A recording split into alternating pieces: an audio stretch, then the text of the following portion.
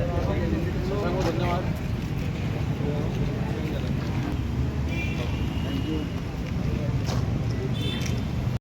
आताच मी माझा मतदानाचा हक्क बजावून आलेलो आहो. आमची आधीपासून ही लढाई होती. 453 हे जे नगरसेवक आहेत यातूनच एक नगरसेवक आमदार व्हावा आणि ही एक पद्धत महाराष्ट्र राज्यात सुरू व्हावी अशा अनुषंगाने निवडणूक पुढे गेलेलो आहो. धनशक्ती विरुद्ध जनशक्ती अशी ही लढाई होती. ही लढाई करत असताना अनेक अनुभव आलेत आणि कुठंतरी नगरसेवकांच्या समस्या आहेत त्या तशाच आहेत आणि नगरसेवकाचा मानसन्मानाची लढाई होती. मग मला काँग्रेसनं पाठिंबा द्यावा नाही कसं पाहत आहे? काँग्रेस संदर्भात सातत्यानं पाठपुरावा बोलणं चालणं आणि आताच तुमच्याच माध्यमात माहीत पडलं की त्यांनी तटस्थ राहण्याची भूमिका घेतली. एकीकडे देशाचे नेतृत्व राहुल गांधी गावोगावी गल्ली गल्ली जाऊन पक्ष वाढवण्याची भूमिका घेतात आणि दुसरीकडे ज्या जिल्ह्याचे नेते काँग्रेस म्हणणार नाही जिल्ह्यातील जे काही नेते ते सांगतात का मतदान करू नका. पण ज्यांच्या आमदारकीच्या वेळेस लोकांनी जर मतदान नाही केलं तर कसं राहील? मतदान हा सर्वांचा अधिकार आहे. मतदान थांबवणं ही कोणती पद्धत आहे? आणि यांच्या 7 ठिकाणी यांनी पाठिंबा देऊन भाजपला निवडून आणलं. थेट इथे त्यांचा हा उद्देश होता काय किंवा अशा पद्धतीचं काही यांना निरोप आहेत की मतदान झालं नाही पाहिजे किंवा मतदानच न करता तटस्थपणाचा काही फायदा होईल का असं होत मध्ये आणि काँग्रेसमध्ये, परंतु शेवटपर्यंतही तोडगा निघाला नाही.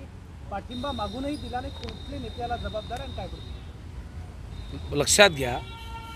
फुले शाहू आंबेडकरांच्या विचाराला मानणारे समविचारी पक्ष आपण म्हणतो पण कुठंतरी यांच्या मनात काय काळाबेरा आहे हे लक्षात येत नाही.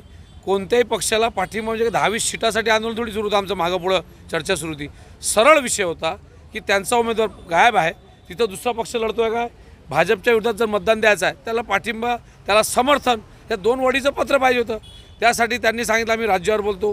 राज्यांनी सातत्याने सांगितलं जिल्ह्यावर बोलतो आणि शेवटी जिल्ह्यानं सांगितलं की आम्ही गटनेत्याशी बोलतो नगरसेवकाशी बोलतो. आता कदाचित मला असं वाटते का 22 तारखेला मतदान निकालाच्या दिवशी हे जनतेला विचारतील आणि मग पाठिंबा जाहीर करतील. काँग्रेस भाजपची बी टीम आहे असं वाटतं आता?